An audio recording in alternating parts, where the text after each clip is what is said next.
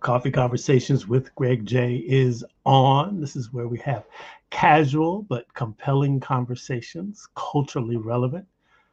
From a decidedly global perspective, today we're contemplating Juneteenth. You see it in the air all across your feeds. Everybody's telling you where to go for the festival, for the concert, for the party, for the celebration. White House had a concert celebration for celebrating Juneteenth.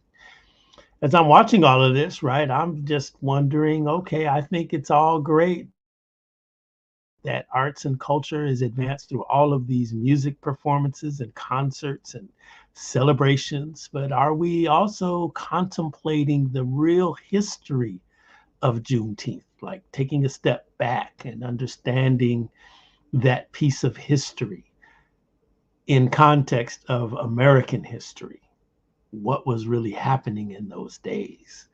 How should we be celebrating Juneteenth? How should we be commemorating emancipation? Personally, I liked it when it was a cultural idiom. You know, your mom would talk about it. Our family mom would talk about Juneteenth and, red soda water, watermelon, the whole thing, and understanding that our people generations before were enslaved and being the last in the Union to learn that they were free, emancipated. That was a conversation that happened in the home, in the neighborhood, at the youth center, in the churches. I don't know. Let's talk about it. How should we commemorate Juneteenth? Reach in my Rolodex and reach out to the smartest people I know all across the world. It's Dr. Daniel Walker. He's a professor. He's here. Dr. Walker, good morning. Hey, Greg, what's up? What's up? How you doing, my brother? Man, I'm doing all right. I'm just trying to make it happen, just here carrying the torch for the culture. Yes. And that is a beautiful torch to be carrying. That's right. Listen, Dr. Walker, I know now, I'm trying to keep up with you now. Where are you nowadays? What are you doing? I mean, the last time I remember you were at the El Camino College, I think. Yeah. It's probably a long time ago. Well, I retired about 2 years ago, two and a half years ago, because the world changed for me during the pandemic. I mean, everybody knows, most people know me, knows I worked in film before. I do some stuff in community. I do work with education, finance. And just during the middle of the pandemic, and it was actually that time period where the elections were coming up. And you may remember, we were all it was just a whole lot of craziness going on. And I was in teaching class, and I was teaching Zoom now, and I don't really like teaching on Zoom. And all of a sudden, you just started the semester out, and all the little windows that everybody has were all open, they were all on. You see little bright, shiny faces.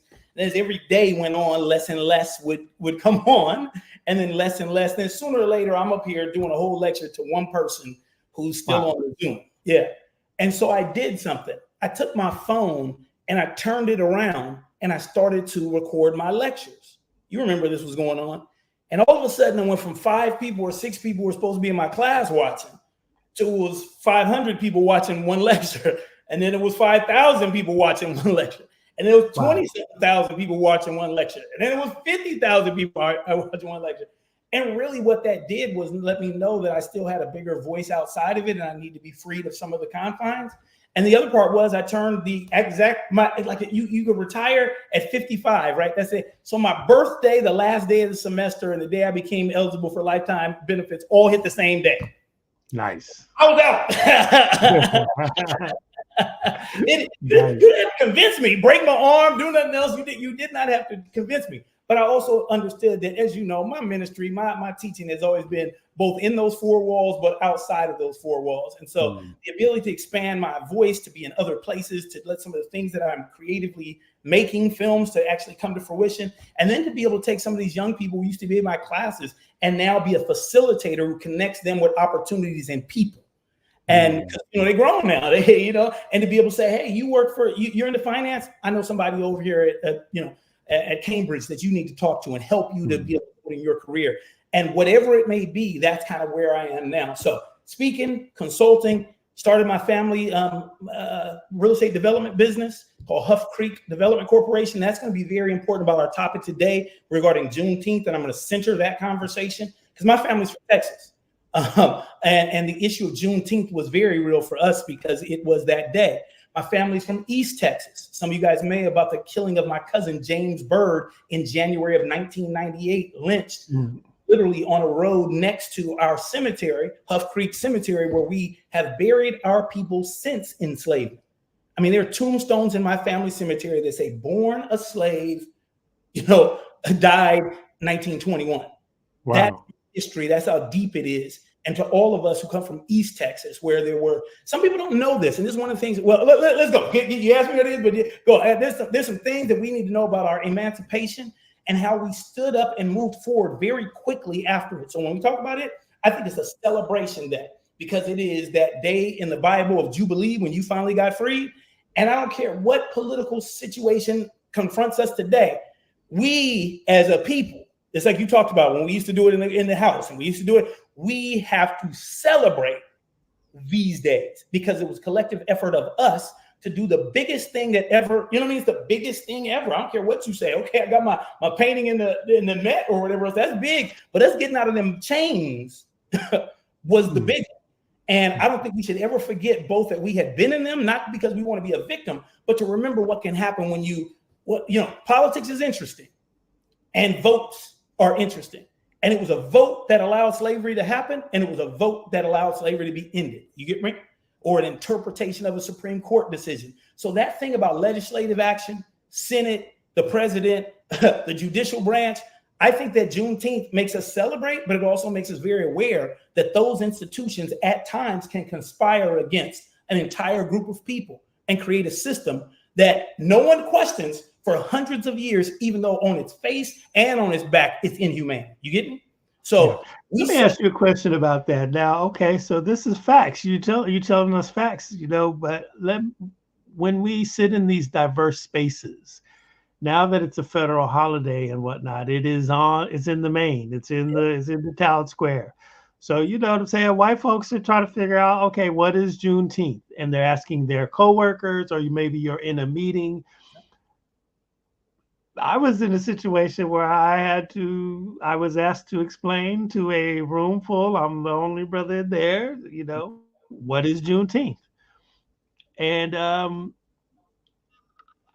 I did, but during the course of my presentation, I was just at the same time feeling very strongly these people have no care in the world what I'm talking about right now. It's not important to them, and they want that. It was clear, they may not say it, but it was clear they want that history erased.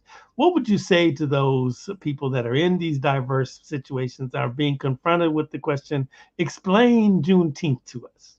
All right. So remember, I'm an educator, so I'm always taking that opportunity to educate. I believe that when people don't know, that's why I exist. You know what I mean? That's my job. It's not, if everybody knew everything, I'd be out of business. All right.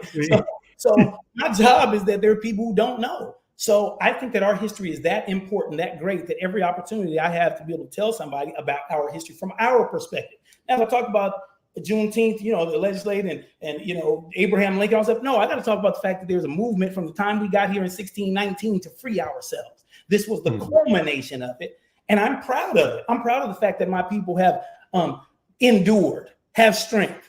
And if they give me 10 minutes or 5 minutes to talk about how great my people are, I'm going to talk about it. So I think even though I may be like these people have nothing, but I don't know every one of those people's mind. I don't. I can be projecting onto them something I believe, but I do not know. And I've had so many times where people have come up to me that I swore they were diametrically opposed to what I was saying and come up and say the reason I was silent is because I didn't know. And I was just going through my head going, why don't I know this? Literally, like I went through school, I got a degree, and I don't know this. This is now, I'm messed up because I feel like somebody cheated me. You know what I mean? My school, my education. So, Greg, I do this whole me, Paulette Brown, me, Miss Cheryl Brown. We've been taking teachers on this Underground Railroad study tour for the last 25 years. That's a bus from Maysville, Kentucky, up through Oberlin, Ohio, across to Detroit, across the Detroit River into Canada, visit emancipated communities like North Buxton and the Walls family. Then we go to Niagara Falls, which where Harriet Tubman used to live on the Canadian side when she was wanted because she was a fugitive in the United States. And then we end at Frederick Douglass's gravesite in Rochester, New York. Man, I've seen people on that bus whose color wasn't like mine, who at first was so antagonistic because this was like, you're just making this stuff up. I've been chosen to go on this for my school district, but I don't really want to be here. And then by the third or fourth day, that person gets really silent. They stop jaw-jacking about all the stuff that's wrong. And then by the eighth day, they are like, I'm sorry. I just didn't get it. This one dude, I'm going to tell you, this one dude said to me, he was a teacher, and he said, look, I always felt that whenever Black people said anything about reparations or anything about rights, that they were all just crying because they didn't want to go to work. This is what this guy said to me. And he's telling me honestly. And as his throat is cracking, he goes, and I was wrong. And you can tell how deep he was, because you remember, if your mama tells you something, your daddy tells you something, the people you live around, because there's a homogeneous community, all tell you something, then every one of these systems that you go through, educational system K through 12 and a certain tells you the same story. You believe that anybody else saying something has to be wrong because your educational system, your mama, your daddy, your friends, and your community told you a different story. Yeah. That hurts. That's hard for people because the last person you want to think was wrong was your parent. Yeah. The last person you want to think stirred me down the wrong path was that. But I always tell them, I say, look, you guys, everybody here, you may be non-Black, but that was the past. That is not you. But the question is, what do you do now that you have this knowledge? I've seen people change who they are. I've seen people go in and fight against school districts who were the person who I never thought was going to be that. We had a dude on the tour this year who I thought was totally disengaged last year, and he brought 15 people this year. Wow. You get what, so I'm saying, and I have to learn this, man, because it's hard. Because we've been through so much that I project out sometimes, and I got to remember, I can't do that, Daniel. I can't. Why? Because I don't know everybody's story. Somebody else may be dealing with they're disengaged because their mama died. You don't even know. You think that's it. They thinking about something totally different. So I have to just go into the situation with the pride and the opportunity. I get to say this now. You did. I wish you knew, but I'm not going to let another day go that you don't know. How are you going to know? Somebody has to educate you. Somebody. When I used to be in the classroom, I'd say, it's like that. And I'd expect the kids to say, and that's the way it is. They're a different generation. They didn't understand nothing about Run DMC. Now I could get mad. You don't understand hip hop. Oh my God. And go up. And what instead I do? Let's go back. This is Run DMC. You get me? So I'm an educator, man. You got to remember, I'm going to always be the only way I have a job is that there's people who know. Because if they hire me to come in and speak to tell them everything they know, I'd be wrong. It's people who don't know. So we got to do it. And Greg, you have such a big platform, man. People look to you for leadership. It's not just they was calling anybody. They look to you because you have a sense about you that is, tied to where you come from, tied to who you are, everything else. But you have a way of communicating with people in a way of making them feel safe, but also bringing up the real issue at the same time. You're about moving forward. So they called you for a reason, bro, because they wanted that. I'm in the game. All right. That's what you're doing right now. We're educating. So listen, so the Juneteenth, okay, so now here we are, federal holiday, and I'm wondering, as a community, this year I'm really just vibrating like, okay, what should we be contemplating in our soul of souls? How do we, because I actually think as a people, we're in a cultural revolution right now.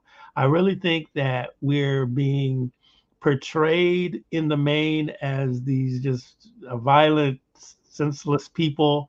I think certain things have tainted our culture, and maybe you could chalk it up to my age or whatever. I don't think so, young people. I think I'm kind of relevant still. I see what I see. I know trends change and everything. I'm not mad, but some of the stuff that's going on right now is crazy.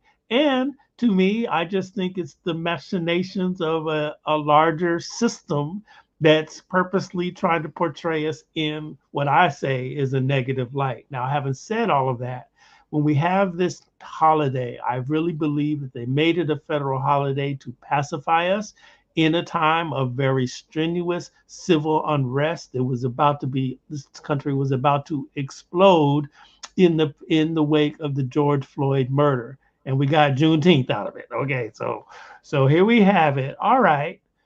If this is where we are, what do we as a community, how do we inhale this and allow it to become a part of our consciousness towards a higher level? What should we be thinking about, contemplating during Juneteenth? What next? Yeah. That's what we should be contemplating. What next? You know, it's a day that we have to acknowledge. Because like I say, them freedom fighters this is a day where we get to give it up to not just Harriet Tubman, not just Sojourner Truth, not just Frederick Douglass, but everybody, your mama, your papa, all of them who endured. So we get an opportunity to be able to do that. The question, like I say, afterwards is what next? Given who they were and what they did, and we always talk about this, how much they did with how little they had and how little we do with how much we have. You get me? And that whole issue, I think, should percolate in people. You know, these are people who said, I just got to speak up, truth to power. I have to, even though there may be consequences. I got to. Why? Because I got to worry about the next generation. I can't have them enslaved again. You know, so what next for us? Celebrate those heroes and heroines who did what they did, because they need to be celebrated. We need to pour a drink out for them. We need to give libations for them. We need to, you know, praise the beautiful black bridges that brought us over, you know, as they talk about. We need to do all that and be in reverence when we do it. You get me? We need to be like, boom. So I'm throwing it out there for my folks, you know, for the Birds, for the Bowies, for the Y singles, for all those people in East Texas that are the Shankles, the people in my community. So I think we use it to educate people about what they did with so little. And then we ask ourselves, what next? So I got this phone. So I got this internet. So I got these opportunities. What do I do with it? What does a freedom fighter look like in 2024? And what tools do they use? And they may be different than the tools that they use to fight the institution of enslavement, but they're tools. So what next? I always say this to young people, you know, it's like a relay, you know, and everybody got their part.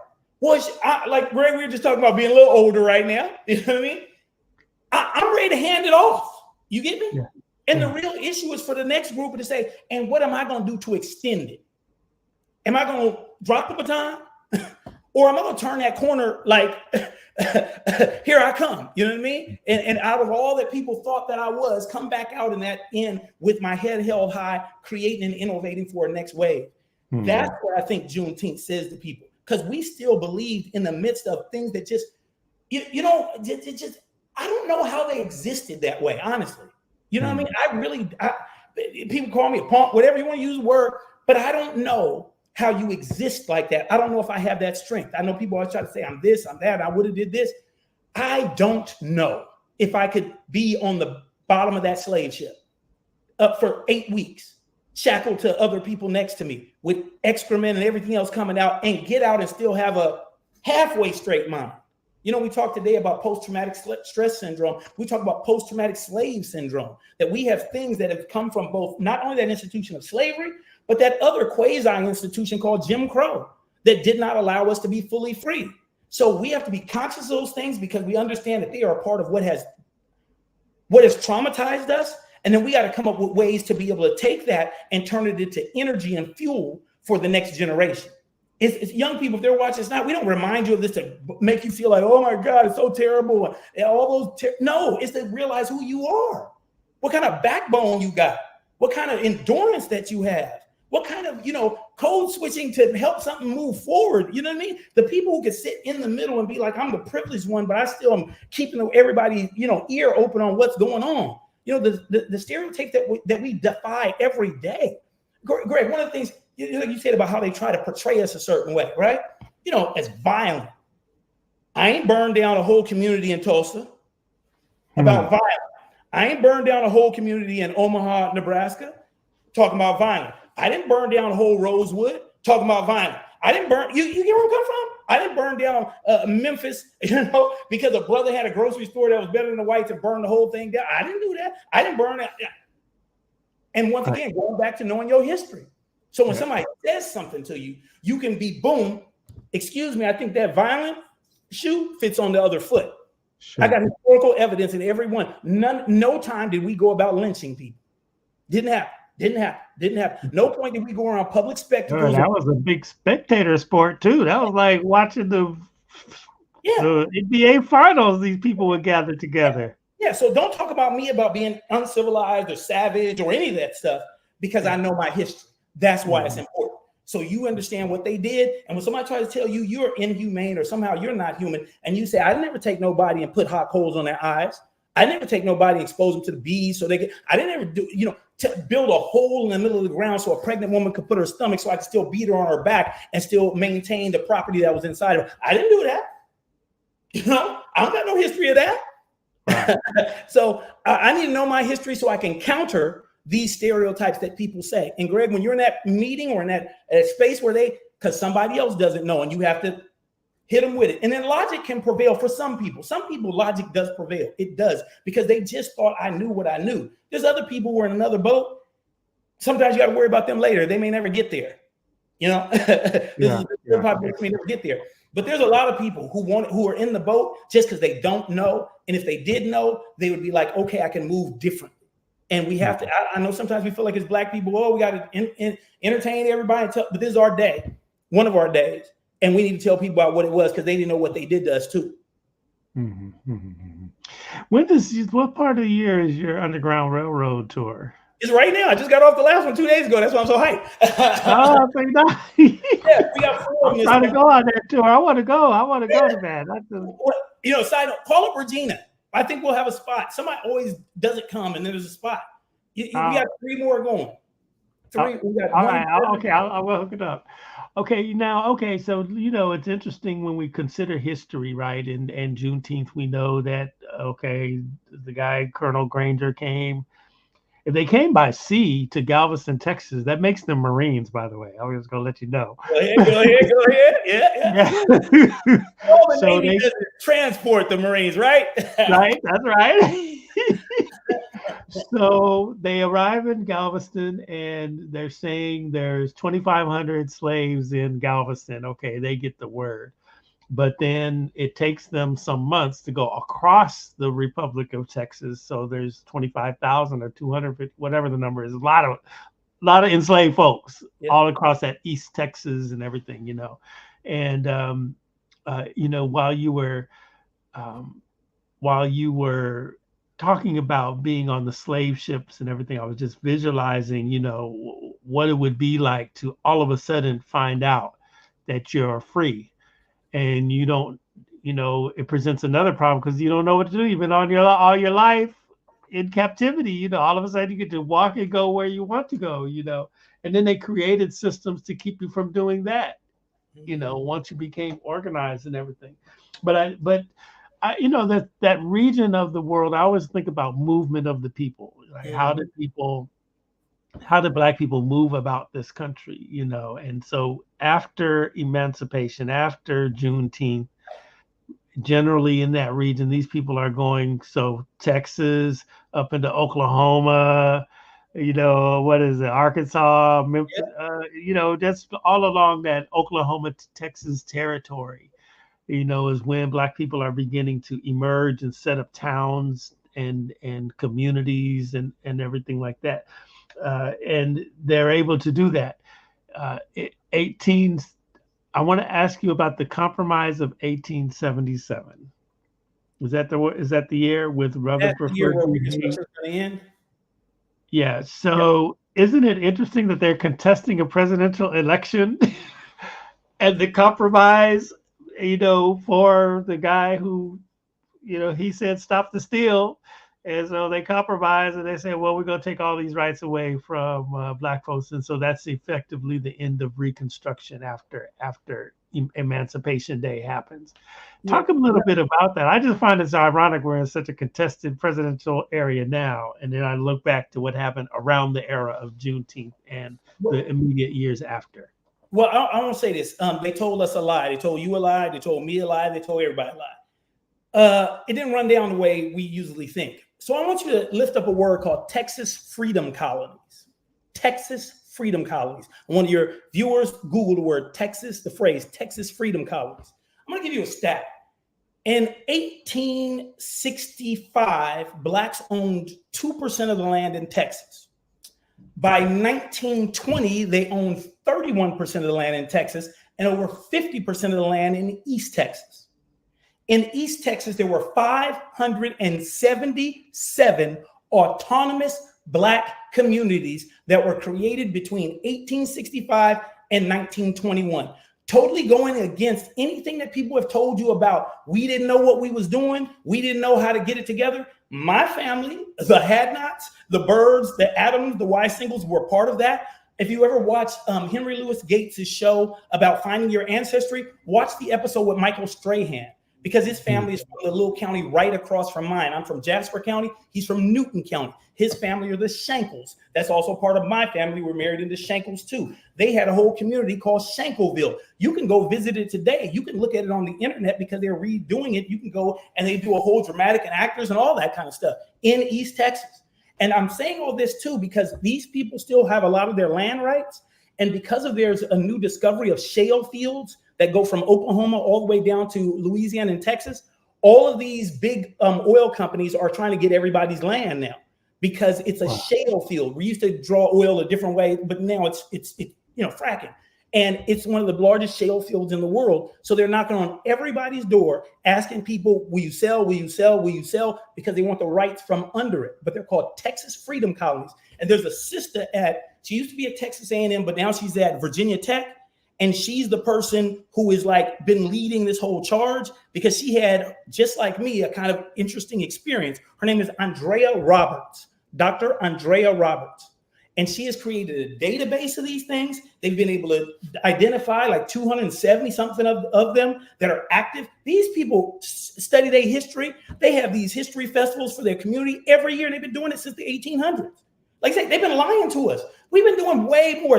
Nobody's talking about it. That's why me, Andrea, others are saying, so we can stop thinking, oh, we came out of it and somehow we came out of it and said, I'll buy that land and I'll buy that land. My family owns so much land there because on both sides, I say all three sides, my grandmother's father or her maternal and paternal, all huge numbers of acreage. And then my grandfather, Willie Coleman, when I go to East Texas, Coleman Florist, Coleman Mortuary, Coleman, that's my family. And if you go in East Texas, you will see it everywhere. And what I'm just trying to say to people is, once again, we got to open up our eyes because we end up, taking in what they've given us all this time. Remember, man, I didn't know nothing about this. Craig, I didn't know about this. And I'm from that community. I always thought we just had our own little community that was autonomous and it was cool. And it was like a nice little thing to talk about. And then in September, after my brother passed away, I'm down there because I'm down there all the time. And my aunts just really start, telling me more stuff. And then I start doing some Googling because they're giving me it from their perspective. But as an academic, once again, I know there's some other things here. Start putting some stuff together and I get to Sister Andrea Roberts. And then I want to give you another piece. We don't know what we're doing. You know what Rosenwald schools are? No. Yeah. So this guy named Julius Rosenwald, he was the CEO of Sears. And when he retired from being the CEO, he wanted to do something to try to help educate more Black folk. So he and Booker T. Washington got together and because we should call them Rosenwald/Washington schools is a big thing to make sure people say that now. And they basically said to these communities, if you'll raise half the money, we'll raise the other half, and then you'll be able to build a school.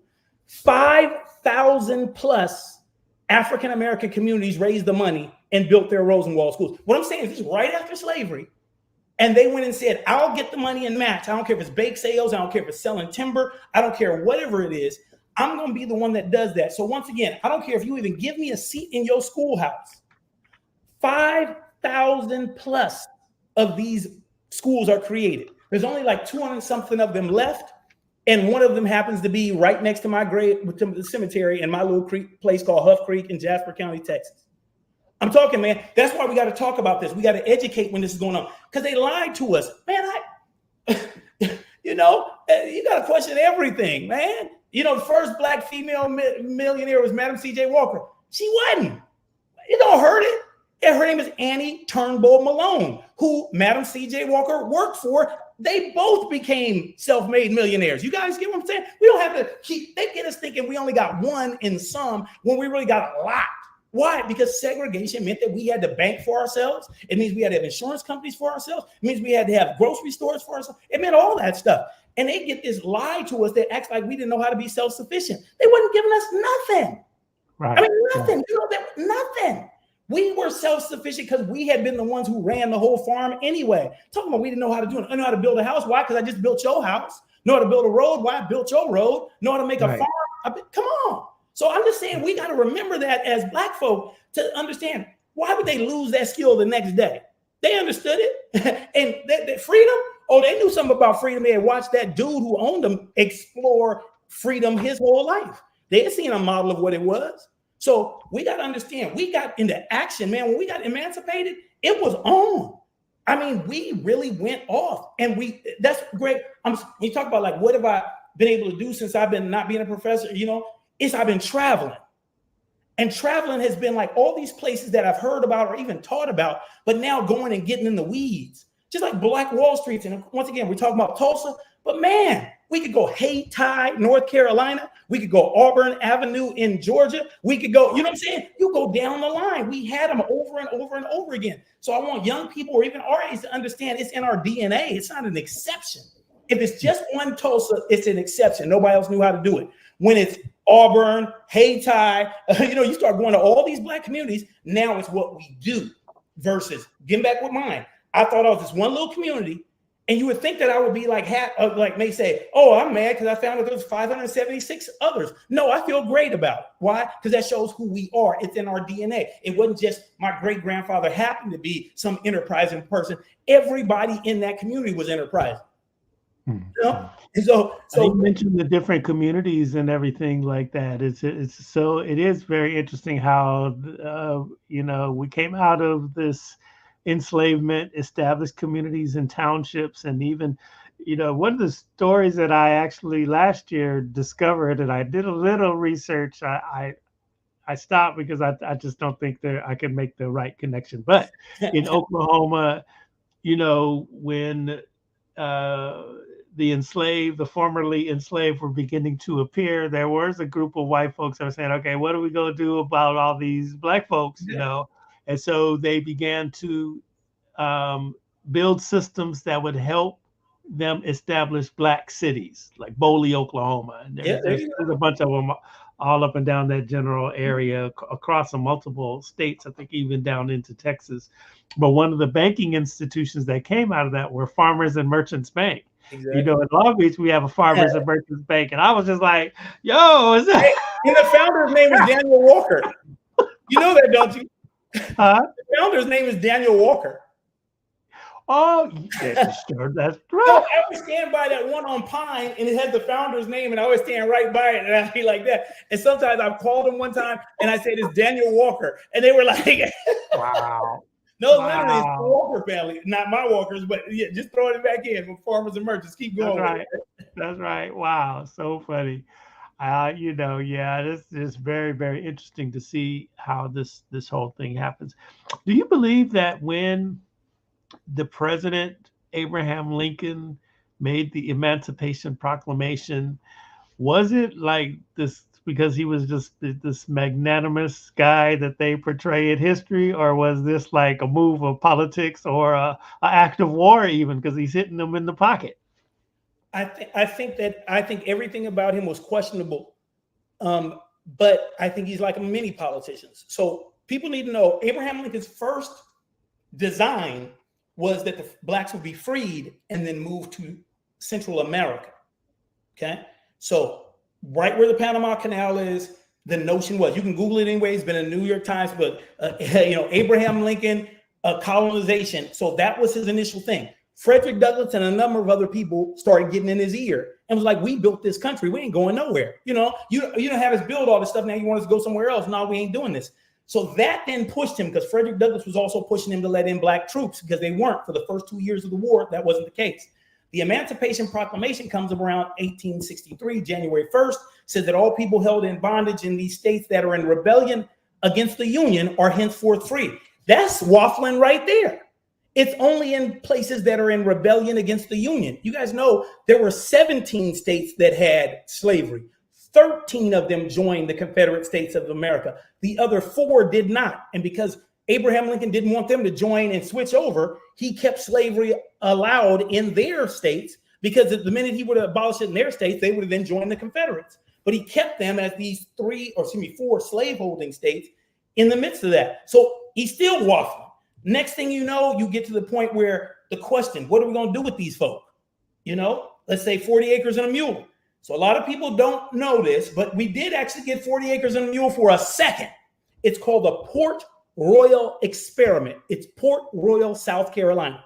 And for 2 months, 2 years, at the end of the Civil War, they basically took this land back from the Confederates and allowed Africans to farm their plots. And they were productive and everything. And then in 1865, kind of the same kind of legislative thing that happened in 1877 with that compromise, the Union soldiers turned their backs and allowed the Confederates to come in and ransack and burn the whole thing down. And then after that, Abraham Lincoln says, I don't think I can do that because this is what the result will be. Okay. But he should have stayed the course, because at some point, if the federal government is there to protect the law, then the law will be protected. That's what happened between 1865 and 1877. The federal government protected Black rights. That's why you got P.B.S. Pinchback, who becomes the lieutenant governor of Louisiana during that time period. And then for like 40-something days, the governor of Louisiana, because the governor had been booted. P.B.S. Pinchback then establishes Southern University in Baton Rouge, Louisiana. It's that little time period that these active. So we were doing our thing. This is an opportunity for them to backlash on us. But the reality is, in every realm of endeavor, we stepped in right after slavery ended, and we're not just competent, but in many cases, excellent, And we have to remember that they've drilled it into us for so long that it almost makes you not believe when you see other things. Like we couldn't have had that. You know what I mean? Sometimes we do that. We couldn't have had that. And I've had to shake myself at times because I grew up in California where you don't see it, where you don't see all these other things. And you go, man, Birmingham, Montgomery, Mobile, Natchez. You see what I'm saying? Baton Rouge, Lake Charles. These are places where we've been. And those places, brothers and sisters, know how to make a house still, know how to work heavy equipment still, know how to, I'm just saying, there's some other things and when we realize in California, we'll say, well, no, we've lost that. We never were able to do that. They just kept with the skill set and perfected it as they move forward, So there's been so much that has been lied to us. And I'm saying this as a person who taught this stuff for, 50, 25, 30 years, and then have to even go and actually see and touch and change even what I said in class sometimes, because I didn't know the magnitude, because I've been so controlled by them to believe that we couldn't do big things, only small things. Then I'm like, you say something big, I'm going, I never heard about that one before, the one that they gave us, right? That hurts us. But that's why we got to keep telling this history, keep telling this history, keep telling this history, keep telling this history. So every chance we get an opportunity to tell the real truth, we should take it, because we don't know who's in the audience, who's going to run up and say, I didn't know that, now I'm going to pursue. Because if humans have done it, humans can do it.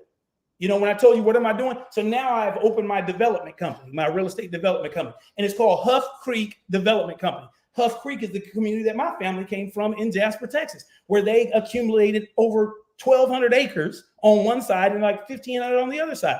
So it says now, my little moniker is being made, established 1865. Because that's when my folks started buying land, developing land, and all the rest of that stuff. And I'm not just one. There's 577 who they were records for, that folk can go to that project and see and get the name and see if that's their community. So this is not just a little bitty. All y'all who are looking at this, who may be from Texas, go and look on there. Also that strip that goes right down with Louisiana, that border. All that was this activity, because it was gunky land, and it flooded a lot, so nobody wanted it. But it also made this beautiful black soil, because all the stuff was always coming there, and they took advantage of it when other people didn't want to. They became the ones who farmed that soil. And is it possible that we may have land in our family, like if we go back, because sometimes, if you like us, the Johnsons, there's not many of us that we know of around, and I actually am on a mission to trace my lineage in America. I'm on that trail. That's one of my hobbies, right? Just trying to figure it out.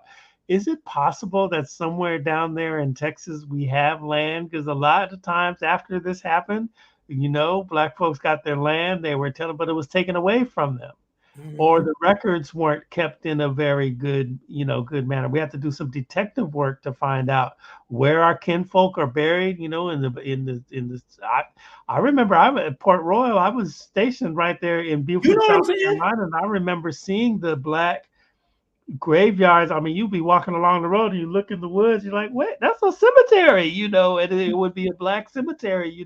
I remember going down to Texas with my dad looking for his father, my grandfather, his grave marker. We had chopped wood and weeds and stuff all out of the way just to even find it. And it was like a full-on day excursion.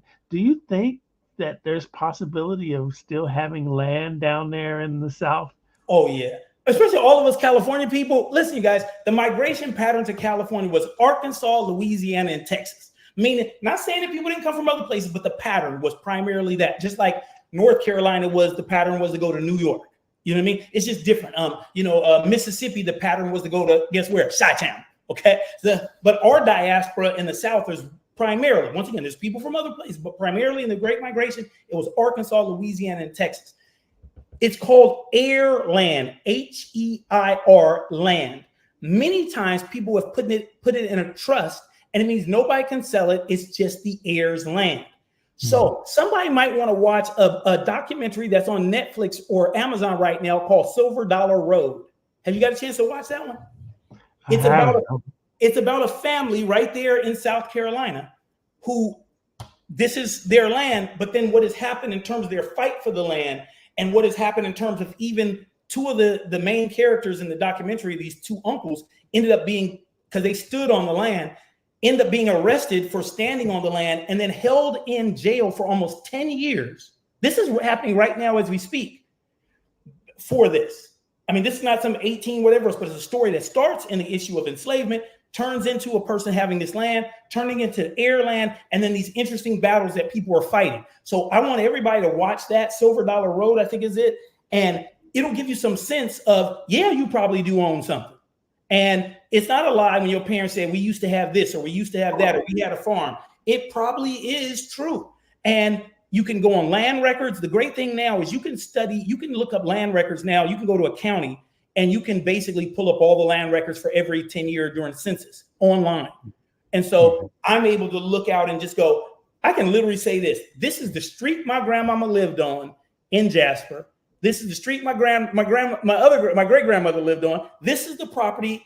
I can even understand how her and my grandfather met because he was in this part of something and she was here. But you can really check all that stuff out, and it's available to people right online. You just go to the county, you look for the county records, and then you can go down and they have them for every 10 years, and it will tell you who owns what, and it'll have it by surname and everything else. So if you think you from, Opelousas, or if you think you from Bayou Gula, or you think you from Tougaloo, all these great Indian name places and whatever else, and we know we all got Indian in us.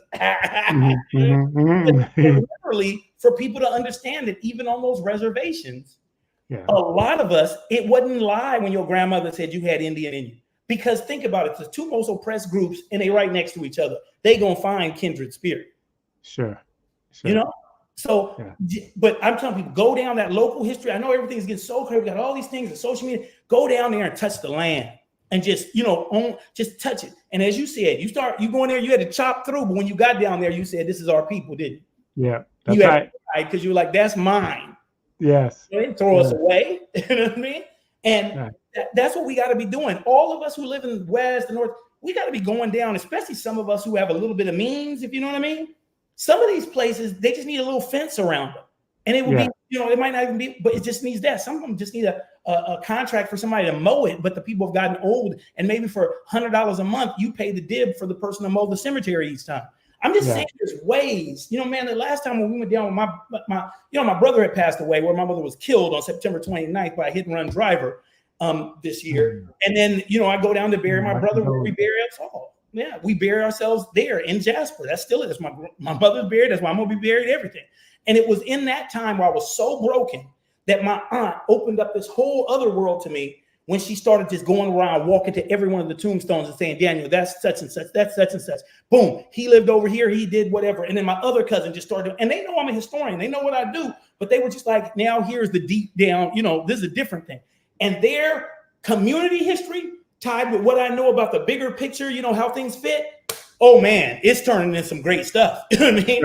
Sure. Greg, I've done big exhibits in LA already. You think I tying that with this local? Oh man, it's Wow. gonna be crazy. Crazy. Yeah. That's how God did it. I had to go away, like some people had to go away and find a new whatever. And some people stayed. The era now is to bring it back together. That's right.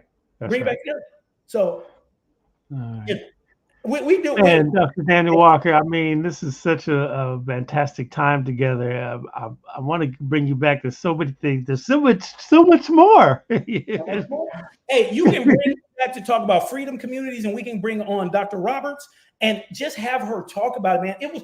I didn't know. I'm sitting up here as a historian. I know about my place, but I did not know that there were all these other communities. And once I saw it, man, and you go on the Freedom Colony site, you can see them. You can see them that they're all, they're doing a mapping project. I'm now bringing in Paulette to be able to, she works with Esri and that whole mapping stuff because it's amazing. And most of us still own the land. I looked it up when you said it. I looked it up on my phone. I see this is a deep dive. I got to go in right here. Greg, it'll change your whole. Man, I told people, I said, there's Daniel before and there's Daniel now. It's different. Wow. Because I'm touching these places. I touched a lot of places before, but I'm saying really getting in and having the time to dig in versus I read it, I saw a documentary, maybe I went by real quick with a tour group. No, now I'm digging in places and being like, oh man, I like Huntsville, Alabama. You know what I mean? Yeah. SDA experience there at Oakwood College, heard about it, seen it, got friends, take 6, everything that went there. But now I'm finally touching it and feeling. And then you see the historical markers of stuff that just passed us totally by. Like I'm in Charleston, South Carolina, in front of this hospital, and there's this big podium. This big marker. It's talking about Coretta Scott King working on behalf of the unions to be able to desegregate and bring better wages. Local union local 1199, but to bring better wages to the healthcare workers in South Carolina. Wow. And I have never in my life ever heard anything like that. And so it gives a new narrative for Coretta Scott King because we look at her just as his wife and not what she does as her own agency. And then looking at what she chooses to be active in on her own, this issue, unionization, people power, those things. Man, there's so much out there, even for the people that we think we know. Yeah. They ain't never told us it all. So I want to encourage all the people who are historians, all the burgeoning historians, keep going forward because there's way more stories to tell. And for everybody who's, hey, this is my family history, record everybody who's living right now. Take the oldest person in your family, turn your phone on, put it on something, just like you're doing on your own TikToks, and ask them questions about where they came from. Ask them questions. And then you do the legwork of filling in the blanks, but they'll give you the guidepost or give you the map. You're going to love that recording more than any recording you ever had. And the day that person passes, you'll know their spirit is in that recording and you will have it for your life forever. And if you don't do it, maybe it's your child who takes up the thing. But everybody, that's the most important thing you do. Take your phone and record the oldest person in your family tree and ask them their story. Don't project into it. Ask them what, because you're just filling in blanks and they will start to come alive. It's a great intergenerational thing to do with your kids, where you got these teenagers who got all this technology, and you got mama and papa who got the story, but we sometimes don't know what to do with these phones. We mess up. But I'll just implore people for that. If there's one thing you want to do for Juneteenth, record your oldest family member. Make sure you get the story. They can transcribe it on your app and turn it into words in 10 seconds. And then use Ancestry.com good? Say what? Ancestry.com. Can you trust that one? So, all right. So I want to say something about Ancestry.com, but in 2 ways. So all the genealogical sites are owned by one entity, the Church of Jesus Christ of Latter-day Saints. So it is connected to the Mormons. It's all because part of the Mormons' theology is they have to vet people like to their last degree. So from the beginnings of their faith, they have been genealogy people. That's what they do. So it used to be, it's the database, which is every birth, death record in the world that's ever been produced that someone can get to, they have. And they used to just use it for themselves. And then somebody decided, let's go ahead and digitize the platform and we can now do this. So it's what they do. And so even when you're trying to find your own family history, and I know some people may think this is crazy, but there are these things called family history centers inside of the Mormon churches. and they have these people in them who are trained at the highest level. You can walk in there not knowing nothing, and you can walk out having your whole family stuff taken care of because they're that adept. That's what they do. They know every software because they're trained. That's what they do. It's part of their faith. It doesn't change nothing about you, but they have everybody's record because that was for their faith. That was an important thing to keep. And they've digitized it, and they are so helpful. They will help you. I'll give you an example. I had a kid in my class. I did this family history paper I used to have people do. This kid comes up to me and says, Dr. Walker, I can't do the project because I don't know who my parents are, and I've been in foster care my whole life. So this is an unfair assignment because, so I said, well, maybe you do it on the person who's your caretaker right now, you like her, whatever else. But I'd also talk about this family history thing. So she goes down to the Family History Center in San Bernardino. About a week later, she gives me a call. She said, Dr. Walker, I won't be in class this week. I said, why? She says, I'm going to Texas to be with my family. I said, what? She had found out from them that her family, she was in San Bernardino County. Everybody had still been in San Bernardino County. She found out that her mother or her grandmother actually was visiting her sister at a placement in Victorville when she was there for 3. She knew the lady, but didn't know that was her grandmother and didn't know the other girl was her sister. Wow. Then it all came together for this person. They were able to put their life back together, and they've been so successful. And that was all because this Black girl from San Bernardino walked into a Jesus Christ of Latter-day Saints church, into a family history center, and said, can you help me? I've been adopted. No one's ever told me this. The county's holding my records. And they were able to get that done. And I've had so many other students do that. It's literally what they do. You know what I mean? Wow. And it's free.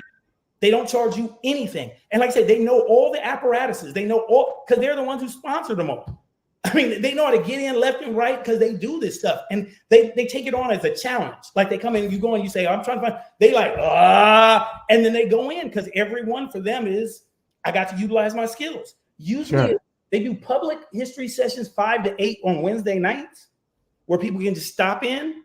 And then you can also call a place and say, I'd like to have an appointment. But almost every one of them that has a family history center, Wednesday nights from 5 to 8. And once again, I know people are going to be like, well, there's people in religion and everything else. Listen, people got documents.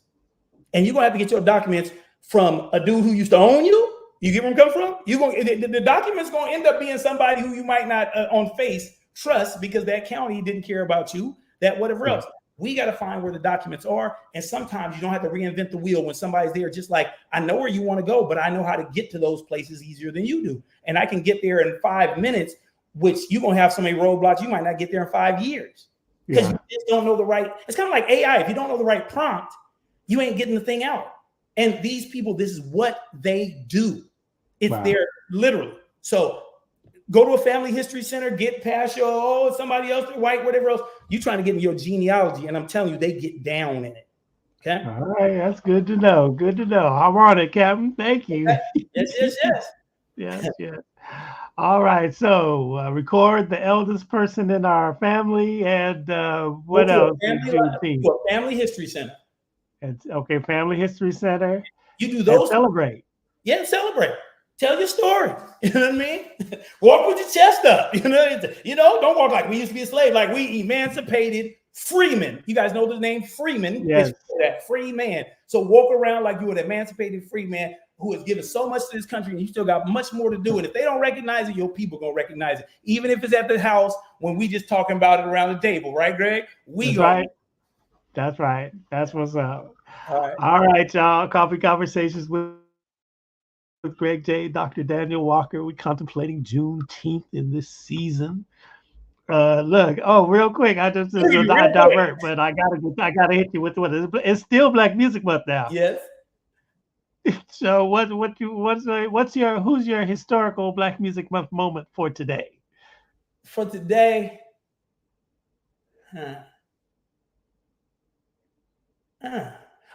gonna throw it out. My great uncle from the same place. His name is Aaron Thibodeau Walker, or AKA T-Bone Walker. He is my great uncle, and he's from East Texas / Louisiana, and he's the person who electrified the blues guitar. Second year of inductions in the Rock and Roll Hall of Fame. That's my uncle. If you ever want to see a great picture of him with his doing a splits with his guitar behind him in like 1946. But it's T-Bone Walker. So Aaron T-Bone Walker, they call it Stormy Monday. Tuesdays just as bad. That's his jam. But he electrified the guitar, and that's my people. Wow, look at that. All right. Well, very cool. Very cool. Look, mine is the day I met James Brown. I think that might have been about 1990 at Radio Scope, Bailey Broadcasting Services. I couldn't believe it. The dude walked into the room and I was just like, oh my God, it's James Brown. That's all it's all. Like, really, right now. I'll put that picture up for that. That's Black Music Month, y'all. Yes, man. We All still right, got you can get us Coffee Conversations with Greg J. You can get us on our Facebook. You know, you can get us on Beat City Radio, beatcityradio.com. You can get us on where else? Spreaker, Spotify, iHeart. Just go ahead and punch in Coffee Conversations with Greg J. YouTube, please. And when you go to YouTube, like and subscribe our channel, please. You can see the visual part. The audio will be on every podcast platform in the entire world. Yeah, that's it. Juneteenth, Emancipation Day. It's coming. It's around. Think about it. Above all, love one another, y'all. Just love one another. Love one another. Peace and blessings.